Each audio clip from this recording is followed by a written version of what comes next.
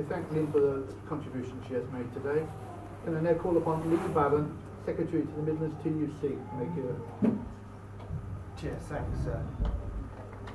Thanks, Ian, and it's great to be here today for your 150th anniversary. I was sort of sitting there working out that we won't be able to do too many more of these, because by the time you're 200, I think I'll be 96. So, judging from what was said earlier on, I'll perhaps be a delegate to Birmingham at that time. So, listen, I am pleased to be here today, particularly pleased to stand with this banner for All Green Truth and Justice campaign. You know, sometimes, in spite of all the odds, truth will out. Justice will be served. It's going to take some time to get there now because of the latest setback. But as long as people believe that, I certainly believe that that's going to be the case. I'm particularly proud to stand with that at the front. And can I just say as well about trades councils? You know, when I first got involved in my union, it was kind of like the norm that you got involved in the union and you went to your local trades council. I mean, I was the treasurer of the Northampton and District Trades Council back in 1989, but there just seems to have been a bit lost over recent years. And I think some of that, by the way, is because of the TUC leadership nationally. You know, it pretty much took a decision at one point to want to get rid of its trades councils network. It was stopped from doing that by the General Council. But the problem then was they offered no leadership. So if you like, they sort of like let trades councils drift a little bit. So what we've got to do now is turn around and say, you're here to stay, so why don't we start making the best of them? And we're going to be doing what we can in order to get the message out there about trades councils. That's why I'm delighted that East Staff's Trades Council, one of their newest registered, we've now got 16 trades councils registered in the Midlands, but East Staff's have done a film on trades councils and the work that they do. And what we're going to do once that's finalised, finished, is we're going to basically get copies of that done and get them out to affiliates to encourage them to affiliate to trades councils so that we can start to build them up again as the networks they are. You know, we've had a tough 12 months. We've had a tough 150 years, but we've had a tough 12, we've had a tough 12 months. You know, and the work that trades councils did as part of that showed me the true work. We had 16 events across the Midlands in opposition to the trade union bill. No other region in the country, by the way, had that many.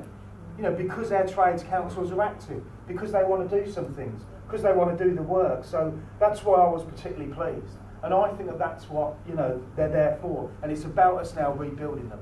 And we're going to do what we can in order to make that happen. It ain't going to be easy. You know, a lot of trade unions now, it's the same people doing the same roles. You know, one of the people that inspired me when I was sort of coming through the union ranks was a guy called Ernie Purkis from the CPU. Ernie Purkis retired from work the year I started work, and he's still going today. Yeah. You know, that just shows how he was. But he told me this story. The first time he went to his union's conference, he paid his own way because he couldn't get on the delegation. You know, sometimes nowadays, to get reps to do anything, they want pre-scheduled facility time and a subsistence payment.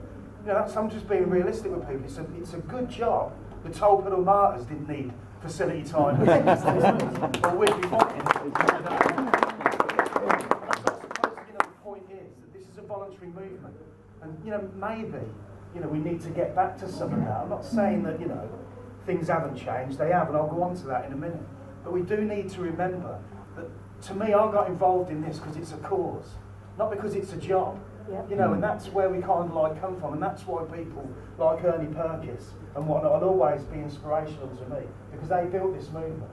You know, and they built it often, not on pre-scheduled facility time or subsistence, but on them volunteering to do things and them getting involved in things, even if it costs them. And I think that that really is, you know, important. And I also think that the anniversaries, and there's going to be a lot of them, because we was all kind of like born around the same time, it would appear. Wolverhampton Trades Council had their 150th last year. Worcester Trades Council got their 125th anniversary this year. The TUC itself is 150 years old in 2018. So, you know, there's going to be quite a bit of this going on. And I think it's an opportunity. It's an opportunity now to take stock of where we are.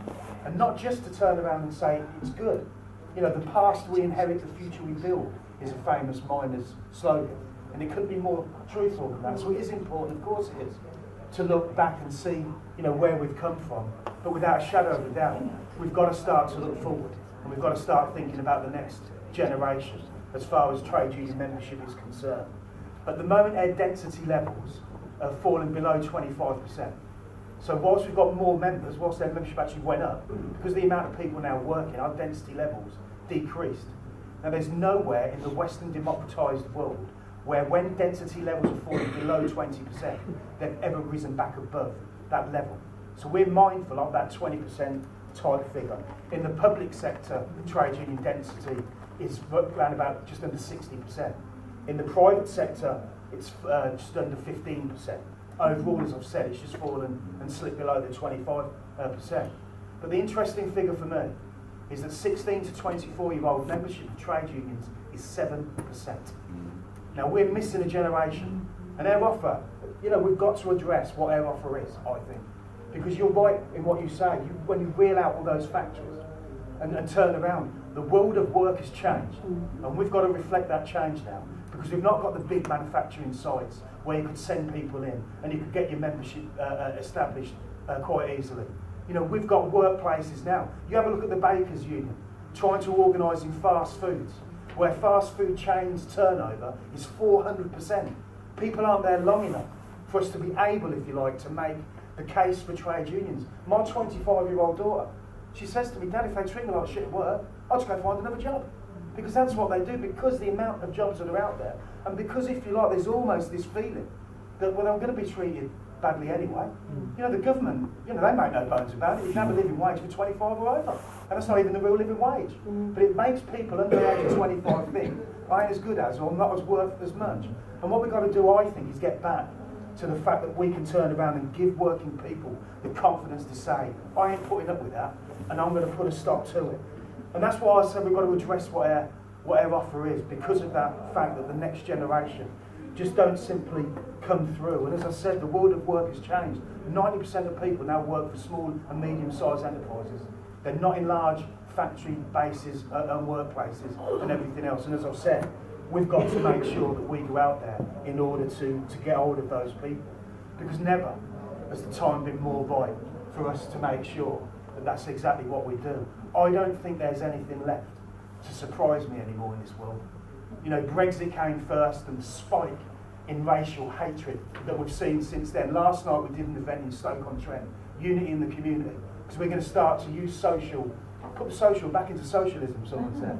But we're going to use social events to bring people together.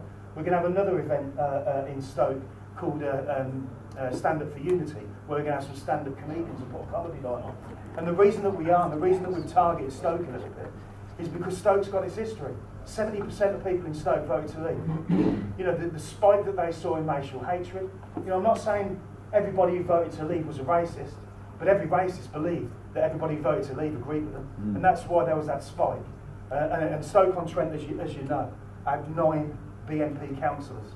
The last time no one was there to fill the void. So I'm suggesting to you, if there's no one there to fill the void, we've got to make sure we've got something better in place than what the BNP ever was and ever would be. So we're starting to do some of that work to get out there and embracing communities. We couldn't do that work without North Staffs Trades Council, East Staffs Trades Council coming together, creating that county association. My point is, again, it shows the work that trades councils are doing, and we've got to make sure that we can build on that. Because, as I've said, I don't think there is anything left to surprise me. We've had Brexit. You've seen what's happened in America. The French presidential election is next year, and I am worried.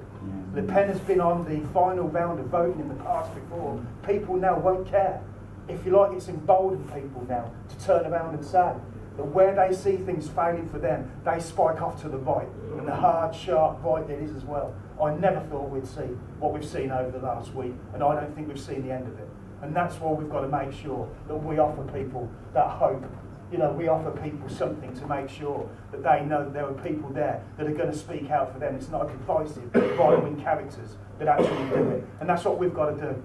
It's not about us just standing there bemoaning Brexit and saying we've got to protect our workers' rights. I think we should be bold enough to turn around and say, do you know what? We're a movement. We stand still for nobody. We want more rights, not less, as a result of what's happened. Why don't we have the courage to turn around and say some of these things now, and not just sit there moaning about the fact that people have voted to leave? One of the campaigns that we're spearheading in the Midlands is the Dying to Work campaign, because people with a terminal illness can still be sacked at work based on capability. You know, Richard Oliver's sister had a terminal brain tumour. She went blind in 9 weeks. There was no reasonable adjustment an employer could make. She was incapable of doing the job. So what do? Do they sack her, or do they let her remain on the books so she can basically get the choice of having her death in service payment, so the ones she's leaving behind haven't got any financial pressure to be under? You know, that's what we're calling for, that period where that individual is protected. And we're spearheading that, because we're not prepared to turn around and say, we just want to keep what we got, because I don't think that's good enough. I think that we should demand more. We are a movement. We stand still for nobody, and we've got to make sure that basically we've got the confidence to be able to do it. Because if we don't, the problem is somebody else will. And the people who are filling that void at the moment is the hard right and the sharp right and the divisive characters who are preaching the language of hate. It is up to us to offer our people, our communities hope. I believe that the TUC has got a role to play in that, and fundamental to that role is the Trades Council. So yes, well done for 150 years, but more importantly, here's to the next 150.